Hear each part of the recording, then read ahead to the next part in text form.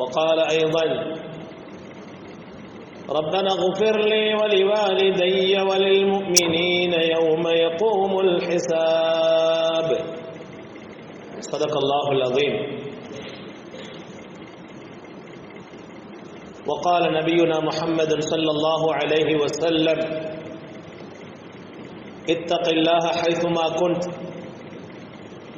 وأتبع السيئة الحسنة تمحها وخالق الناس بخلق حسن أو كما قال عليه الصلاة والسلام.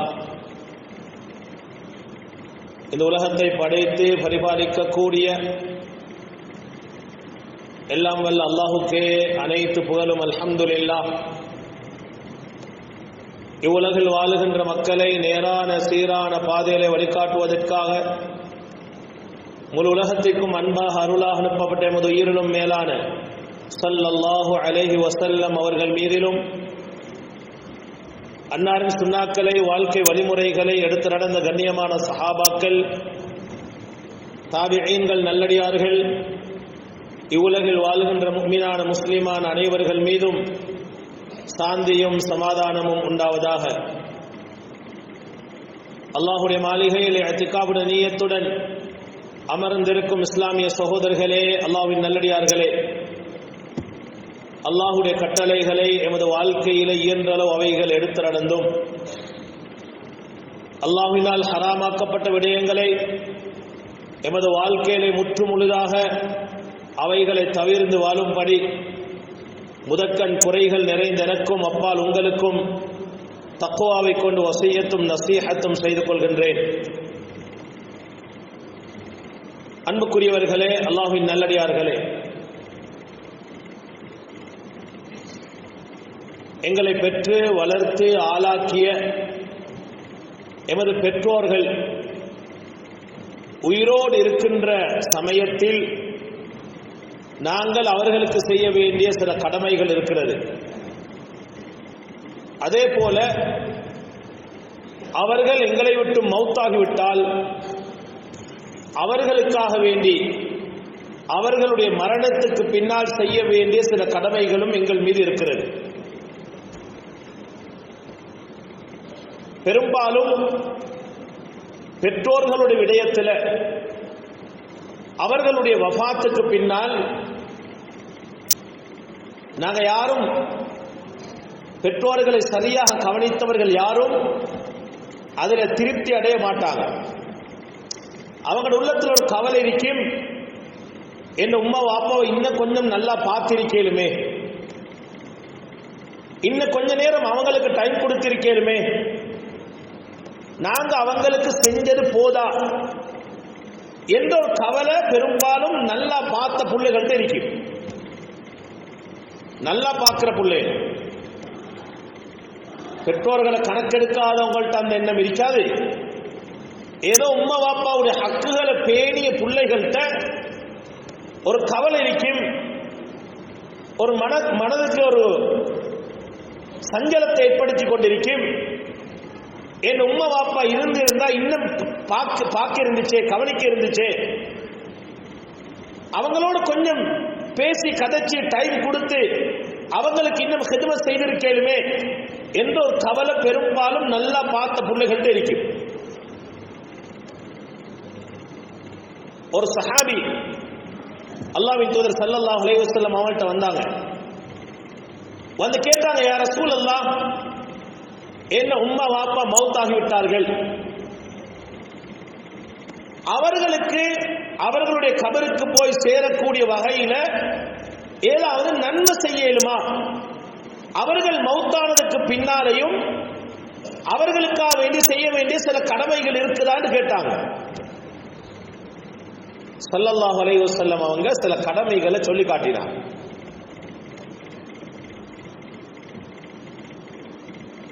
எங்கட உம்மா வாப்பா மௌத்தாகினால் அவர்களுக்காக வேண்டி செய்ய வேண்டிய சில கடமைகளில் முதலாவது, அவங்க எங்களுக்கு ஏதாவது வசியத்து செஞ்சிருந்தால் அந்த வசியத்தை கட்டாயம் நாங்க நிறைவேற்ற வேண்டும். அபூபக்கர் சித்திக் ரலியல்லாஹு அவங்க மௌத்தாகிற நேரம் சொன்னாங்க, நான் மௌத்தாகினா என் ஜனாசாவை என் மனைவி தான் குளிப்பாட்டும். நான் மௌத்தாகினால் என்னுடைய ஜனாசாவுக்கு கஃன் எப்படி செய்யணும் என்றா, ஏண்ட 2 பழைய ஆடைகள் எடுத்து கஃன் செய்யப்படும். வசியத்து செஞ்சாங்க. வசியத் நிறைவேற்றப்பட்டுச்சு. எங்கட உம்மா வாப்பா உசுரோடு இருக்கிற நேரம் அவங்க எங்களுக்கு ஏதாவது வசியத்தை செஞ்சிருந்தால், அது வசியத் நல்லதாக இருந்தால் அந்த வசியத்தை நிறைவேற்ற வேண்டும். சில உம்மா அப்பா சொல்லுவாங்க, நான் மௌத்தாகினா என்ன ஜனாசாவை இவர் தான் தொழுவிட்டோம், அவர் அந்த இடத்துக்கு வந்தா அல்ல அதுக்கு முன்னால் அவரோட பேசி அந்த வசியத்தை நிறைவேற்ற முயற்சி செய்யணும். சில நேரம் சொல்லுவாங்க பிள்ளைகள்கிட்ட, நான் மௌத்தாகினா என்ன பிறந்த ஊர்ல கொண்டு போய் அடக்கம் செய்ய. அது அந்த நேரத்துக்கு காலத்துக்கு சூட்டபலாக இருந்தா அந்த வசியத்துகளை நிறைவேற்றணும். ஆனா ஒரு பாவத்தின் மீது வசியத்தை செய்யறாங்க. மகன், நான் மௌத்தாகினா என்ன நான தம்பி மாட்ட விட்டுக்கு யாருக்கு விட்டுக்கு நீங்க போக கூடாது, நான் எப்படி பகையோடு இருந்தாலும் அந்த பகையை நீங்க தொடரணும். பாவத்தின் மீது வசியத்தை செஞ்சா செய்ய தேவையில்லை. சொல்றாரு வாப்பா மௌத்தாகிற நேரம், மகன் நான் மௌத்தாகினா என் ஜனாசா இவருக்கு காட்டவான், அவருக்கும் எனக்கு எந்த தொடர்பும் இல்லை. ஒரு பாவத்தின் மீது வசியத்தை செய்கிறாரு, அந்த வசியத்தை நிறைவேற்ற வேண்டிய தேவை இல்லை. பிள்ளைகளுக்கு சொல்றாரு, பிள்ளைகள் நான் மௌத்தாகினால் ஏன் சொத்தெல்லாம் நீங்க இப்படித்தான் பங்கீடு செய்யணும். அது வராசத் என்ற அடிப்படையில் இருக்கிற நேரத்தில் வராசத் என்ற விடயத்திற்கு வசியத்து செய்ய இயலாது. முதலாவது, எங்கட உம்மா வாப்பா மௌத்தாகினால் நாங்க செய்ய வேண்டிய முதலாவது விஷயம், எங்கட உம்மா வாப்பா ஏதாவது வசியத்தை செஞ்சிருந்தா அந்த வசியத்தை நிறைவேற்றணும். இரண்டாவது, எங்கட உம்மா வாப்பா மௌத்தாகினால் அவர்களுடைய பேரில் சதக்கா தான தர்மம் செய்யணும். சஅத் இப்னு உபாதா ரலியல்லாஹு அன்ஹு வந்தாங்க ரசூலுல்லாஹி ஸல்லல்லாஹு அலைஹி வஸல்லம் அவங்க. அவங்களோட உம்மா வஃபாத் ஆகிற நேரம் அவங்க மதீனால இருக்கல.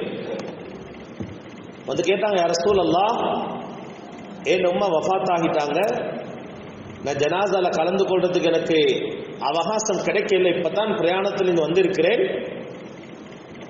நான் சதக்கா செஞ்சால் என் உம்மா வாப்பாக்கு அந்த நன்மை போய் சேருமா என்று கேட்டாங்க. சொன்னாங்க நபிகள் நாயகம் ஸல்லல்லாஹு அலைஹி வஸல்லம், ஆம் கட்டாயம் சேரும்.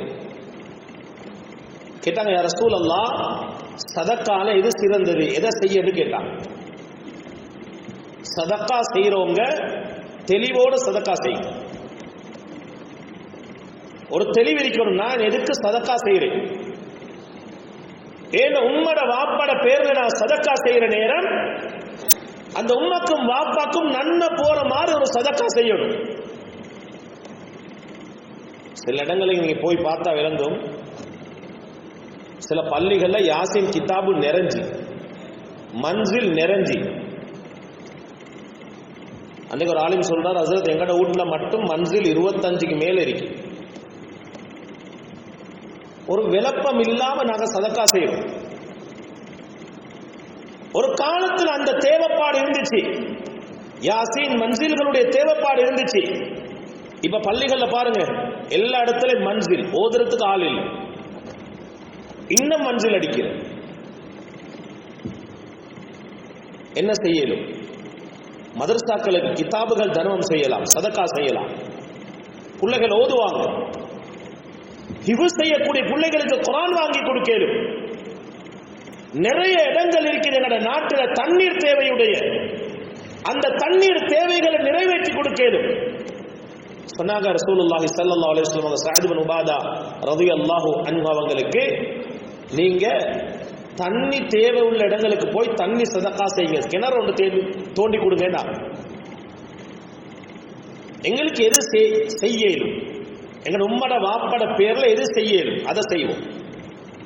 பேருக்கு புகழுக்கு அல்ல. எங்கட உம்மட வாப்பட கபருக்கு போய் நன்மை சேர்ந்து கொண்டு இருக்கணும் என்றதுக்காக எங்களால் என்ன செய்யலும், நாங்க சம்பாதிச்ச சல்லில் என்ன செய்யலும். சில பிள்ளைகள் இருப்பாங்க, உம்மா வாப்பா மௌத்தாகிறதுக்கு பிறகு உம்மா வாப்பட சல்லில சதக்கா செய்யணும். பாப்பா ஒரு 5 கோடி வச்சுட்டு வைத்தாரு, 1 கோடியை கொடுப்போம். இது சதக்கால செய்யற இல்லை, இது வராசத்த சட்டம், அது வேற போகும். நீங்க சம்பாதிச்ச சல்லில உங்களுக்கு என்ன செய்யணும்? குடும்பங்கள் சேருங்க, உம்மா வாப்பா மௌத்தாகிற அந்த தினத்தில் ஒன்று சேருங்க. சாப்பாடுக்கு செலவழிக்கிற சல்லிய கூட இன்னைக்கு வேற விதத்துல நல்ல விஷயங்களுக்கு செலவழிக்கணும். சாப்பாடை கொடுங்க, தரத்தை குறைச்சி அதை வேறொரு பக்கம் நல்ல விஷயங்களுக்கு பயன்படுத்தி. 60-70 சகன் சாப்பாடு, கல்யாணோடு சாப்பாடு மாதிரி சாப்பாடு, அது ஒரு துவாவோட முடிஞ்சிரு. கொடுங்க, வானமண்டு இல்லை. அதை தரத்தை குறைச்சிட்டு மீதமான சல்லிக்கு என்ன செய்யுது? கிதாபுகள் கொடுக்கலாம். ஒவ்வொரு பிள்ளைகளும் யோசிங்க, ஏன் உம்மட வாப்பட பேர்ல நான் வசதி வாய்ப்போடு இருக்கிறேன் என்றா ஒரு வருஷத்துக்கு யாருக்காவது ஒரு ஊட கட்டி கொடுப்போம். துவா செய்வாங்க, கையேந்துவாங்க, அல்லாஹ் கிட்ட பிரார்த்தனை செஞ்சு கொண்டே இருப்பாங்க. ஊர்ல பார்ப்போம், குடும்பத்துல பார்ப்போம், இல்லையா வெளியே தேடி போய் அந்த சதக்காவை பிரயோசனப்படுத்துவோம். அன்புக்குரியவர்களே, அல்லாஹ்வின் நல்லடியார்களே, முதலாவது எங்களுடைய உம்மா வாப்பா மௌத்தாகினால் அவர்களுடைய வசியத்தை நிறைவேற்ற வேண்டும். 2வது அவர்களுக்காக வேண்டி சதக்கா தான தர்மம் செய்ய வேண்டும். 3வது சிலத்துர் ரஹீம் அல்லதி லா துஸலு இல்லா பிஹிமா. எங்கட உம்மா வாப்பாவோடு சேர்ந்த உறவுகளை பேணி நடப்போம். உம்மா மௌத்தாகினால் உம்மட தங்கச்சி எங்களுக்கு உம்மா மாதிரி, வாப்பட நானா எனக்கு வாப்பா மாதிரி, வாப்பட குடும்பத்தினர்கள் உம்மட குடும்பத்தினர்கள், உம்மட சகோதர சகோதரிகள் வாப்பட சகோதர சகோதரிகள், இந்த உறவு முறையை பேணும். ஒரு சஹாபி வந்தாங்க ரசூலுல்லாஹி ஸல்லல்லாஹு அலைஹி வஸல்லம் அவங்கள்ட்ட, யா ரசூலல்லாஹ், இன்னி அஸபது ذنبا عظيما, பெரிய ஒரு பாவத்தை செஞ்சிட்டேன் யா ரசூலல்லாஹ், ஃபஹல் லி தௌபா, எனக்கு தௌபா இருக்குதான்னு கேட்டாங்க. நபிகள் நாயகம் ஸல்லல்லாஹு அலைஹி வஸல்லம் அவங்க கேட்டாங்க, ஹல் லக மின் உங்களுக்கு உம்மா இருக்கிறாங்களா? யா ரசூலல்லாஹ், என் தாய் வஃபாத் ஆகிவிட்டார்கள். கேட்டாங்க, ஹல் லக மின் ஹாலா, உம்மட கூட பிறந்த சகோதரி இருக்கிறாங்களா? ஆம் யா ரசூலல்லாஹ், சாட்சி இருக்கிறாங்க. சொன்னாங்க, ஃபபிர்ரஹா, அந்த உம்மட தங்கச்சிக்கு உம்மட சகோதரிக்கு நீங்க பணிவிட செய்யுங்க, அதுதான் உங்களுக்கான தௌபா என்று சொன்னாங்க ரசூலுல்லாஹி ஸல்லல்லாஹு அலைஹி வஸல்லம். உம்மா வாப்பா மௌத்தாகினா பெரியப்பா சாச்சா சாச்சி மாமி எல்லாம் மறந்தாச்சு, அந்த கதவே மூடியாச்சு. வாப்பாவே போயிட்டு சேர்ந்துட்டாங்க, இதுக்கு பிறகு எங்களுக்கு என்ன உறவு? நிறைய பேர் பேசுற தைரியமா. குடும்ப உறவை பகச்சு கொண்டு காபத்துல்லாக்கு போகவுமே, மதீனா முனவராக்கு போகவே, 1 5 ஹஜ்ஜி செய்யவே, 5 10 உம்ராக்களை செய்ய வேண்டும். ஆனா நல்லா எழுதி வச்சுக்கோங்க, குடும்ப உறவை பகச்சு கொண்டு சொர்க்கம் போகலாம். லா யதுகுலுல் ஜன்னத காத்திஉன் சொன்னாங்க ஸல்லல்லாஹு அலைஹி வஸல்லம் அவங்க, குடும்ப உறவை துண்டித்து வாழ்பவன் சொர்க்கம் நுழைய மாட்டான். ஆக முக்கியம் எங்கட உம்மட வாப்பட கூட பிறந்த சகோதரர்கள் உறவினர்கள், இவர்களோட உறவை பேணும்.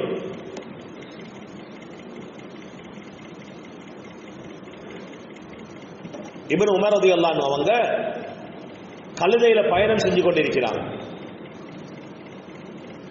ஒரு கிராமப்புற அரபிய கண்டோன்னே கழுதையில் இருந்து இறங்கி அந்த கிராமப்புற அரபிய அந்த மனிதரை கழுதைக்கு மேலால ஏற்றி தன்னுடைய மேல போட்டிருந்த சால்வையை கலட்டி அவர்களுடைய மேனியில போட்டு கௌரவமா அழைச்சு சென்றார். பக்கத்தில் இருந்தவங்க நான் கேட்டாங்களாம், இது என்ன, இது பெரிய ஆச்சரியமாயிக்கு, இந்த மனுஷனுக்கு இவ்வளவு கௌரவமா, இவர் யாரு, முக்கியமான ஆளான்னு கேட்டான். சொன்னாங்க இப்னு உமர் ரலியல்லாஹு அன்ஹு அவங்க, இந்த மனிதர் யார் தெரியுமா, இவர்ட வாப்பாவும் ஏந்த வாப்பாவும் கூட்டாளி. சொல்லிட்டு சொன்னாங்க ரசூலுல்லாஹி ஸல்லல்லாஹு அலைஹி வஸல்லம் அவங்க சொன்னாங்க, ஹதீஸ சொன்னாங்க, இன்ன அபர்ரல் பிர்ரி, உபகாரத்திலே நல்ல உபகாரம், ஐயஸில உத்த அபீஹி, வாப்பாக்கும் மிச்சம் நெருக்கமான ஆட்கள், கூட்டாளிகள், உறவினர்கள், வியாபாரிகள், பிசினஸ்மேன், இவங்களோட அன்பு வைக்கிறது, அவர்களோட நெருக்கமான உறவை பேன்றதுதான் உபகாரத்தில் ஆக சிறந்த உபகாரம் என்று சொன்னாங்க இப்னு உமர் ரலியல்லாஹு அன்ஹு அவங்க. உம்மா வாப்பா மௌத்தாகினா உம்மா வாப்பாவோட நெருக்கமான இருக்கிற ஆட்களோட நாங்க நெருக்கம் கொள்ளணும். உம்மாக்கு ஹிதுமத் செய்ய பாக்கியம் கிடைக்கலையா, சாட்சிக்கு போய் ஹிதுமத் செய்யுங்க, பேசுங்க, கதைங்க, உம்மோட அந்தஸ்துல. அல் ஹாலத்து பிமன்சிலத்தில் சொன்னாங்க ரசூலுல்லாஹி ஸல்லல்லாஹு அலைஹி வஸல்லம், சாட்சி, கூட பிறந்த சாட்சி உம்மோட அந்தஸ்தில் இருக்கிறார். கூட பிறந்த வாப்பட நானா வாப்பட அந்தஸ்தில் இருக்கிறாங்க. யாரெல்லாம் குடும்ப உறவுகள், வாப்பா உம்மாவுக்கு குடும்ப உறவுகள் இருந்தாங்களோ, நண்பர்கள் இருந்தாங்களோ, அவங்களோட சேர்ந்து வாழ்றது எங்களோட உம்மா வாப்பாவுக்கு செய்யற பெரிய ஹிதுமத். அவங்க மௌத்தான் போறதுக்கு பின்னால், முதலாவது அவர்கள் மௌத்தானதுக்கு பின்னால வசியத்தை நிறைவேற்றணும். இரண்டாவது அவர்களுடைய பேர்ல தான தர்மம் சதக்கா செய்யணும். மூணாவது அவர்களோடு நெருக்கமாயிருந்த குடும்ப உறவுகளுடைய அந்த உறவை பேணி நடக்கணும். அன்புக்குரியவர்களே, அல்லாஹ்வின் நல்லடியார்களே, நான்காவது எங்கட உம்மா வாப்பாக்காவணி நாங்க இஸ்திக்ஃபார், பாவ மன்னிப்பு தேடும். மௌத்தாகி 3, 7, 5, 15, 40 முடியறது இல்லை. நாங்க மௌத்தாகும் வரைக்கும் எங்களை பெத்து வளர்த்து ஆளாக்கி வழிகாட்டிய எங்கட உம்மா வாப்பாக்கு இஸ்திக்ஃபார், பாவ மன்னிப்பு தேடணும். நாங்க இப்ராஹிம் அலைஹிஸ்ஸலாம் துஆ செஞ்சாங்க, ரப்பனா ஃபிர்லி, யா அல்லாஹ் என்ற பாவங்களை மன்னிப்பாயா, வலி வாலிதைய என்ற உம்மா வாப்பாவுடைய பாவங்களை மன்னிப்பாயாக, வலில் முஃமினீன முஃமின்களுடைய பாவங்களை மன்னிப்பாயாக, யௌம யகூமுல் ஹிசாப் நாளை மறுமையிலே கேள்வி கணக்குக்காக எழுப்பாட்டப்படுகின்ற அந்த நாளையிலே என்னுடைய முஃமின்களுடைய என்னுடைய உம்மா வாப்பாவுடைய பாவங்களை மன்னிப்பாயாக. பாவ மன்னிப்பு தேடும். முஸ்லிம்ல ரிவாயத்து வருது, அல்லாஹு தஆலா சொர்க்கத்துல ஒரு அடியானுடைய அந்தஸ்தை கூட்டிக் கொண்டே போவான். அவருக்கு தெரியுமா, நான் உலகத்துல செஞ்சது பெருசா அமல் ஒன்றும் இல்லை, ஆனா அந்தஸ்து கூடுது. எங்களுக்கு தெரியும் தான் நாங்க செஞ்ச அமல், ஒவ்வொரு அமலுக்கு ஏற்றவாறு தான் சொர்க்கத்தில் அந்தஸ்து விரிக்கும். அவர் அல்லாஹ் கிட்ட கேட்பாராம், யா அல்லாஹ் அன்னா ஹாதாலி, இவைகள் எல்லாம், இந்த அந்தஸ்து எல்லாம் எனக்கு எப்படி கிடைக்குது? நபிகள் நாயகம் ஸல்லல்லாஹு அலைஹி வஸல்லம் அவங்க சொன்னாங்க, அல்லாஹ் தஆலா அந்த அடியானுக்கு பதில் சொல்வதாக, அல்லாஹ் சொல்லுவானாம், பி இஸ்திக்ஃபாரி வலதிக லக், உங்களோட புள்ள உங்களுக்காக வேண்டி இஸ்திக்ஃபார் செய்றாங்க, அதனால உங்களோட அந்தஸ்து கூடிக்கொண்டே போகுது. உம்மா வாப்பா மௌத்தாகினால் அவர்களுக்காக ஒரு பாவ மன்னிப்பு தேடுங்க, துஆ செய்யுங்க. நன்றி உள்ள பிள்ளைகளா இருப்போம் என்றால் ஒவ்வொரு தொழுகைக்கு பின்னாலும் கொஞ்ச நேரம் ஒதுக்குங்க, நேரம் ஒதுக்குங்க. 5 நேர தொழுகையில ஒரு நேரம் ஒதுக்குங்க. என்னை பெத்து வளர்த்து ஆளாக்கிய உம்மா அப்பாவுக்கு துஆ செய்யும். வேற எப்படி அவங்களுக்கு பிரதிபகாரம் செய்யணும்? அவங்களோட வியர்வைக்கு, அவங்களோட ஒரு இரத்த துளிக்கு பிரதிபகாரம் செய்யலுமா? செய்யலாம். அவங்க 5 நேரம் சாப்பாடு தந்திருக்கிறாங்க, நாங்க 500 நேரம் கொடுக்கிறோம், ஈடு செய்யவே முடியாது அவங்க செஞ்ச விஷயங்கள். குர்ஆன் அல்லாஹ் சொல்றான், அனிஸ்குர்லி, எனக்கு நன்றி செலுத்துங்கோ, வலிவாலிதை, உங்களோட உம்மா வாப்பாவுக்கு நன்றி செலுத்துங்க. அவங்களுக்கு நன்றி செலுத்தும் முகமாக ஏதாவது ஒரு நேரம், சுபவுக்கு பின்னால, லுஹருக்கு பின்னால, அசருக்கு பின்னால, மகரிபுக்கு பின்னால, இஷாக்கு பின்னால கிடைக்கிற ஒரு 5 நேரம் உம்மா வாப்பாக்கு தனி துவா உம்மா வாப்பா இஸ்திக்பார் செய்யும். அஞ்சாவது எங்கட உம்மா வாப்பாவுக்கு அவனி துவா செய்யறது. இஸ்திக்பார் வேற துவா வேற, இஸ்திக்பார் வேற துவா வேற. துவா செய்யறது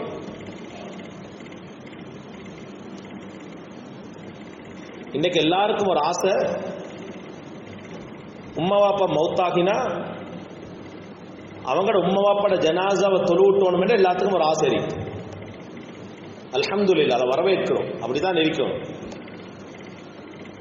ஆனா சம்பிரதாயத்துக்காக அதை செய்யக்கூடாது. அவருக்கு தொழுகையுடைய சுரூத்துகளே தெரியாது, குரூதுகளே தெரியாது, ஜனாசாவை தொழுவிக்கிற முறைகள் தெரியாது. ஏதோ சும்மா பார்த்துட்டு வந்து தொழுவிக்கிறாரு. இந்த தொழுகை அல்ல.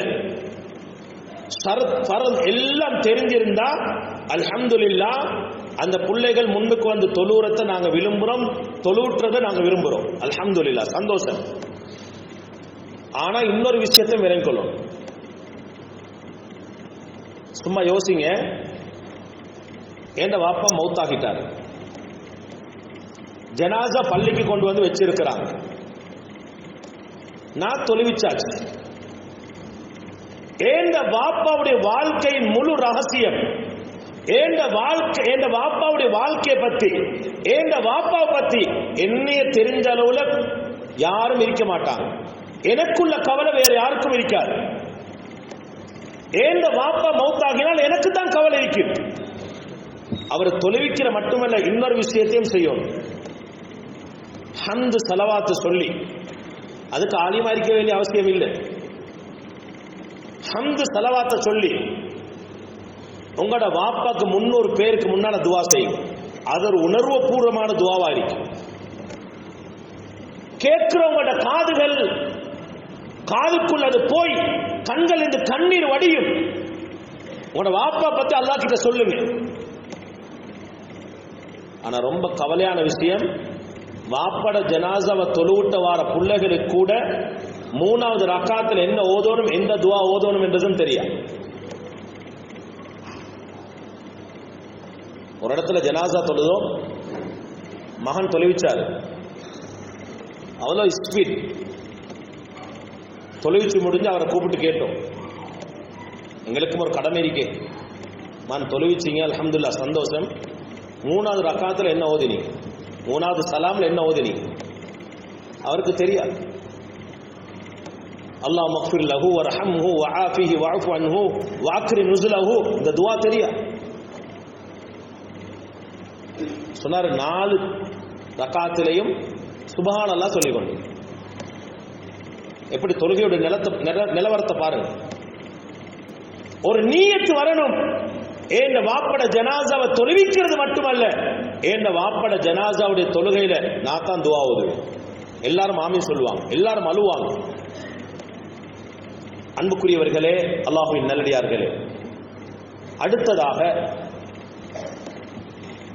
ஒரு வாப்பா மௌத்தாகினால், உம்மா மௌத்தாகினா, அவங்க யாருக்கு கடன் பட்டிருக்கிறாங்க அந்த கடனை முழுமையாக நிறைவேற்றும். இங்க வந்து சொல்றதல்ல, இவர் யாருக்கு சரி கடன் பட்டிருந்தா கேட்டுக்கோங்க என்று சொல்லிட்டு முடிக்கிறது அல்ல.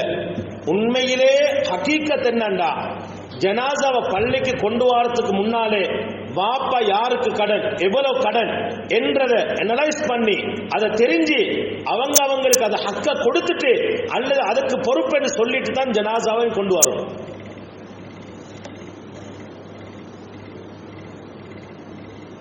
ஒரு சஹாபியுடைய ஜனாசா மதீனா முனவராவுக்கு கொண்டு வரப்பட்டுச்சு. நபிகள் நாயகம் ஸல்லல்லாஹு அலைஹி வஸல்லம் கேட்டாங்க, அலைஹி தைனுன், இவர் யாருக்காவது கடன் இருக்குதா என்று கேட்டாங்க. ஒரு சஹாபி எழுப்பி சொன்னாரு, ஓ இவர் 2 தீனார் கடன் இருக்கிறார். சல்லு சாஹிபக்கும், உங்களோட சகோதரருக்கு நீங்களே தொலைவிச்சுக்கோங்க. அபு கதாதா ரலியல்லாஹு அன்ஹு அவங்க எழுப்பினாங்க, யா ரசூலல்லாஹ் அந்த 2 தீனாருக்கும் நான் பொறுப்பேன்டாங்க. ரசூலுல்லாஹ் தொலைவிச்சாங்க. அடுத்த நாள் கண்டாங்க கதாதா ரலியல்லாஹு அவங்கள கண்டு கேட்டாங்க, 2 தீனார் 2 கோடி அல்ல, 3 கோடி அல்ல, 2 தீனார் கேட்டாங்க. கதாதா அந்த கடனை கொடுத்துட்டீங்களா? யா ரசூலுல்லாஹ் இப்பதானே ஒரு நாள். ரசூலுல்லாஹ் போனாங்க. 2வது நாள் கண்டாங்க, கேட்டாங்க அபூ கதாதா ரலியல்லாஹு அவங்கள்ட்ட, அந்த கடனை நீங்க நிறைவேற்றிட்டீங்களா?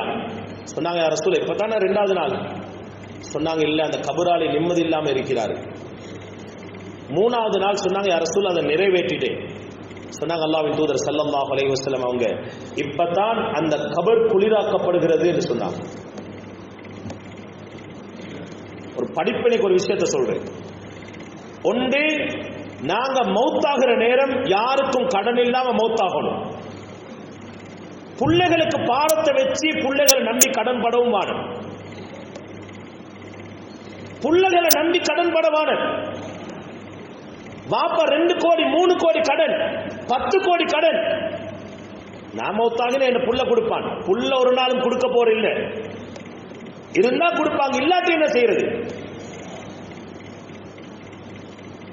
ஒரு ஜனாசா கொண்டு வந்தாங்க ஹாஸ்பிட்டல்ல இருந்து வீட்டுக்கு. மனைவி சொன்னா, குளிப்பாட்டுங்கோ, கஃன் செய்யுங்கோ, பள்ளி கொண்டு போங்க. ஏன் அவ்வளவு அவசரப்படுறீங்க? சொன்னா 32 கோடி கடன், எல்லாரும் வந்து வீட்டை வட்ட பண்ணி இருக்கிறாங்க, நிம்மதி இல்லை. ஜனாசா அடக்கம் செய்யும், யாருக்கும் பாரமா இருக்கவான், யாருக்கும் பாரமா இருக்கவான். 3 கோடி கடன், 30 கோடி கடன், 200 கோடி கடன். சிலவங்களோட கடனை பார்த்தா சுப்ஹானல்லாஹ் ஆச்சரியம். கடனை வச்சுட்டு நாங்க மௌத்தாகினா எங்கட மகன் துவா செய்வாரா, யா அல்லாஹ் என் வாப்பட பாவங்களை மன்னிங்க. மிம்பர்ல இருந்து சொல்ல அந்த வார்த்தை பதுவா செய்வாங்க புள்ளே. ஒன்று கடன் பண்றதாக இருந்தா குடும்பத்தை கூப்பிடுங்க, பிள்ளைகளை கூப்பிடுங்க. நான் மௌத்தாகினால் இந்த கடனை நீங்க இப்படி நிறைவேற்றணும். அல்லாஹ் கிட்ட துவா செய்யுங்க, அல்லாஹ் கடன் இல்லாத மௌத்த நசீபாக்குவார். துவா செய்யுங்க. மத்தவன் வாழ்ற போல வாழவும் வேணும். அவர் அப்படி யாரும் செய்யறாரு, இப்படி யாரும் செய்யறாரு, நாங்களும் எடுப்போம், 10 பேர்த்த எடுக்கிற, 200 பேர்த்த எடுக்கிற, எல்லாருக்கும் கடன். நிம்மதியில்ல சகோதரர்களே. கபர்களுக்கு போனால் சொன்னாங்க அல்லாஹ்வின் தூதர் ஸல்லல்லாஹு அலைஹி வஸல்லம் அவங்க, ஒரு ஷஹீதுடைய எல்லா பாவங்களையும் அல்லாஹ் மன்னிப்பான், கடனை தவிரண்டாங்க. இமாம்கள் எழுதுறாங்க, ஒரு ஆள் மௌத்தாகிட்டாரு, அவருடைய சொத்தை பார்க்கணும் எவ்வளவு பொறுமதி என்று, கடனை பார்க்கணும். முழு சொத்தையும் வித்து கடனை அடைக்கணும்னா அதை தான் முதலாவது செய்யும். அதுக்கு பொறுத்தான் கஃன் மத்ததெல்லாம். யாருக்கும் கடன் படவும் வானம். கடன் இருந்தா பிள்ளைகளுக்கு அடையாளம் விட்டுட்டு போங்க, நான் மௌத்தாகினால் அந்த கடனை நிறைவேற்றணும். அறிஞ்ச வகையில சொல்றேன், சமூகத்தோட 20 வருஷம் இருக்கிறோம் என்ற அந்த ஹக்கீக்கத்தை வச்சு சொல்றோம்.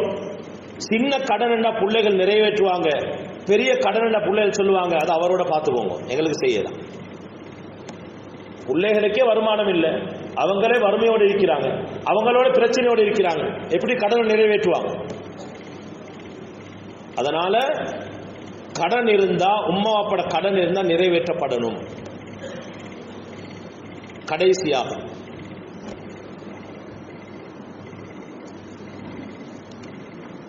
உம்மா வாப்பா மௌத்தாகினால் நாங்க எல்லாரும் 4வது தக்பீருக்கு பின்னால் ஒரு துஆ செய்வோம். அல்லாஹும்ம லா தஹரிம்னா அஜ்ரஹு வலா தஃப்தின்னா பஅதஹு வக்ஃபிர் லனா வலஹு. யா அல்லாஹ், இந்த ஜனாசாவில் கலந்து கொண்டதன் காரணமாக இதுல கிடைக்கக்கூடிய கூலிகளை நீ தடுத்தராது. வலா தஃப்தின்னா பஅதஹு, இவருடைய மறைவுக்கு பின்னால் எங்களே குழப்பவாதிகளா நீ ஆக்கிடாது, பிரச்சனைக்குரியவர்களா ஆக்கிடாது. இன்றைக்கு நிறைய வீடுகள்ல, நிறைய ஊர்கள் என்ன பிரச்சனை தெரியுமா? பாப்பா மௌத்து கபர்ல, உம்மா இத்தால, பிள்ளைகள் கோட்ஸ்ல. சொத்து பிரச்சனை. நல்லா இருந்த நானா தம்பி பாப்பாட மறைவுக்கு பின்னால சொத்தோட சண்டை. அது எனக்கு வேணும், இது எனக்கு வேணும், சண்டை.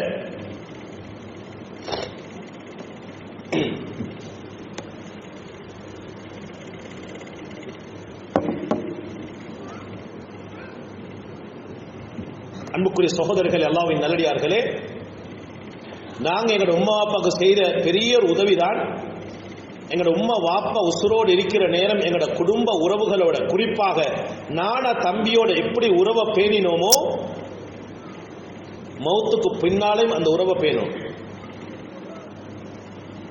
பாப்பா சொத்தை வச்சுட்டு மௌத்தாகினால் எங்கட மார்க்கத்தில் அதுக்கு அழகான வழிமுறைகள் சொல்லப்பட்டு எப்படி பிரியோடும், சொத்தை எப்படி பிரியோடும்.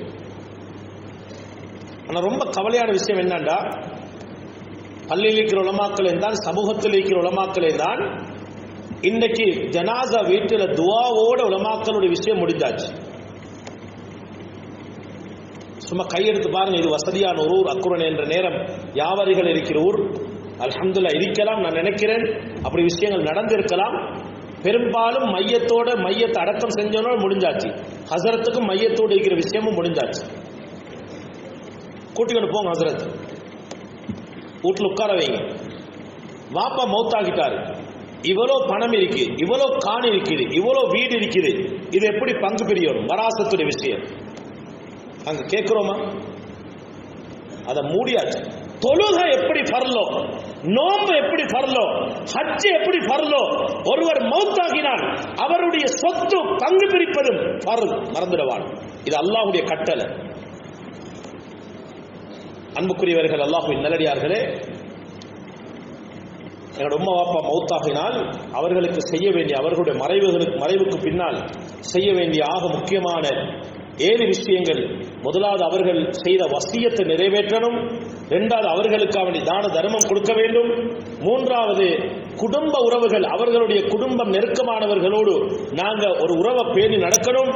4வது, எங்களோட உம்மா வாப்பாவுக்கான இஸ்திக்ஃபார், பாவ மன்னிப்பு தேடணும். 5வது, எங்களோட உம்மா வாப்பாவுக்கு துஆ செய்யணும். 6வது, அவர்களுடைய கடன் நிறைவேற்றப்பட இருந்தால் அந்த கடனை நிறைவேற்ற வேண்டும். 7வது, அவர்களுடைய வஃபாத்துக்கு பின்னால் சொத்துக்காக சுகத்துக்காக குடும்பங்களை விட்டு நாங்கள் பிரிஞ்சு வாழக்கூடாது. முறையாக அது பங்கிடப்பட்டு வராசத்தின் அடிப்படையில் முறையாக செலுத்தப்பட்டு குடும்ப உறவுகளுடைய நான தம்பியுடைய அந்த உறவை பேணி பாதுகாப்பதும் அந்த உம்மாப்பாக்கு செய்ய வேண்டிய ஒரு முக்கியமான ஒரு கடமை என்பதை நாங்கள் மறந்துடக்கூடாது. அப்படிப்பட்ட இந்த 7 விஷயங்களை நிறைவேற்றக்கூடிய நல்ல மக்களாக நம் அனைவரையும் யா அல்லாஹ் ஆக்கியருள்வாயாக. எங்களுடைய பாவங்களை மன்னிப்பாயாக, தாய் தந்தைகளுடைய பாவங்களை மன்னிப்பாயாக, எமது உஸ்தாத்மார்களுடைய பாவங்களை மன்னிப்பாயாக, எமக்கு வழிகாட்டியவருடைய பாவங்களை மன்னிப்பாயாக. நல்ல முறையில் வாழ்ந்து நல்லவர்களாக மௌத்தாக்கிடுவாயாக. எங்களை யாரையும் கடனாளிகளாக மௌத்தாக்கிடாதே அல்லாஹ். பிறருக்கு அநியாயம் செய்த நிலைமையில் எங்கள் ஒரு ரூஹனை கைப்பற்றிடாதே அல்லாஹ். ஹஜ் செய்கின்ற பாக்கியத்தை நசீபாக்குவாயாக. ரப்பே ரஹ்மானே, பல தேவைகள் பல பிரச்சனைகளோடு நிற்கின்ற எங்கள் ஒவ்வொருவருக்கும் ஆரோக்கியமான விஷயங்களை தந்தருள்வாயாக. நோய் இல்லாத வாழ்வை நசீபாக்குவாயாக. கடன் இல்லாத வாழ்க்கையை நசீபாக்குவாயாக. நல்லவர்கள் நல்ல விஷயங்களை பேசக்கூடியவர்கள் ஆக்கிடுவாயாக. மற்றவருடைய குறைகளை, யாருக்கு குறைகளை எங்களுடைய கண்களுக்கு காட்டிடாதே அல்லாஹ். எங்களுடைய குறைகளை உணர்ந்து எங்களுடைய வாழ்க்கையை சீர்திருத்தம் செய்யக்கூடியவர்கள் அனைவரையும் ஆக்கிடுவாயாக. இந்த ஊரை பொருந்து கொள்வாயாக. அபிவிருத்தி செய்யப்பட்ட ஊராக ஆக்கிடுவாயாக. இந்த ஊரில் இருக்கின்ற நல்ல மக்கள், அது போன்ற மௌத்தானவர்கள் அனைவரையும் கபூல் செய்து கொள்வாயாக. நாளை நாங்கள் மௌத்தாகினால் எங்களுடைய ஜனாசாக்களை பார்த்து பொறாமைப்படக்கூடிய அளவுக்கு இந்த உலகத்தில் வாழ்ந்து மௌத்தாவதற்கு அனைவருக்கும் தௌஃபீக் செய்வாயாக. ஹராம் ஹலால் பேணி நடக்கக்கூடியவர்கள் ஆக்கியல்வாயாக. நீ வாக்களித்த வஅதாக்கள் அனைத்தையும் நாங்கள் நம்பியிருக்கிறோம் யா அல்லாஹ். அது அனைத்தையும் பெற்ற நல்ல மக்களாக நம் அனைவரையும் ஆக்கியல்வாயாக. கடைசி நேரத்தில் லா இலாஹ இல்லல்லாஹ் முஹம்மது ரசூலுல்லாஹ் என்ற கலிமாவோடு இந்த உலகத்தை விட்டும் பிரிகின்ற பாக்கியத்தை அனைவருக்கும் நசீபாக்குவாயாக. வ ஆகிரு தஅவானா அல்ஹம்துலில்லாஹி ரப்பில் ஆலமீன். அல்ஹம்துலில்லாஹ் نحمده وهو المستحق للحمد والثناء نستعين به في السراء والضراء ونستغفره ونستهديه لما يقربنا إليه ونؤمن به ونتوكل عليه في جميع حالاتنا ونصلي ونسلم على أفضل مبعوث العالمين وأول مشفع في يوم الغرد والحساب. أدى الأمانة وبلغ الرسالة ونصح الأمة وجاهد في الله حق جهاده حتى يأتيه اليقين. أما بعد، اللهم صل على محمد وعلى آل محمد كما صليت على إبراهيم وعلى آل إبراهيم وبارك على محمد وعلى آل محمد كما باركت على إبراهيم وعلى آل إبراهيم في العالمين إنك حميد مجيد. فيا عباد الله، أوصيكم وإياي أولا بتقوى الله وأحذركم يوما عبوسا قمطريرا. يا أيها الناس توبوا إلى الله قبل أن تموتوا وبادروا بالأعمال الصالحة. والله تبارك وتعالى يقول: أعوذ بالله من الشيطان الرجيم، بسم الله الرحمن الرحيم. ربنا اغفر لي ولوالدي وللمؤمنين يوم يقوم الحساب. بارك الله لنا ولكم بالقرآن العظيم ونفعنا وإياكم بآيات والذكر الحكيم. أقول قولي هذا واستغفر الله لي ولكم واستغفروه إنه هو الغفور الرحيم.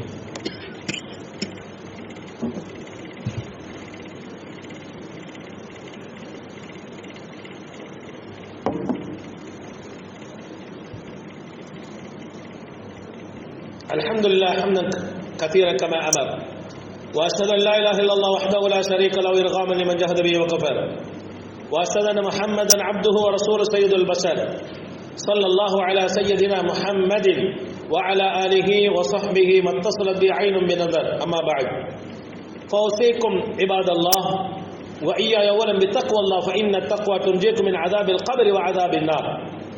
هذا واعلموا عباد الله أن الله صلى على نبيه الكريم الصادق الأمين في محكم كتابه الكريم، وكذلك أمرنا بالصلاة عليه حيث قال إن الله ملائكته يصلون على النبي يا أيها الذين آمنوا صلوا عليه وسلموا تسليما.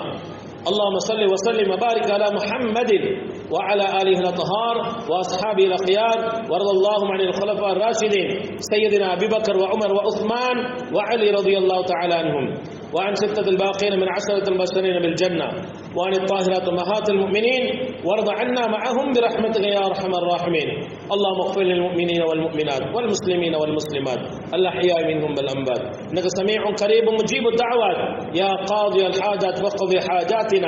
ربنا اغفر لنا ولإخواننا الذين سبقونا بالإيمان، لا تجعل في قلوبنا غلا للذين آمنوا ربنا إنك الرؤوف الرحيم. إن الله يأمر بالعدل والإحسان وإيتاء ذي القربى وينهى عن الفحشاء والمنكر والبغي يعظكم لعلكم تذكرون. واذكروا الله العظيم الجليل الجبار يذكركم ويهديكم ولذكر الله أكبر والله يعلم ما تصنعون.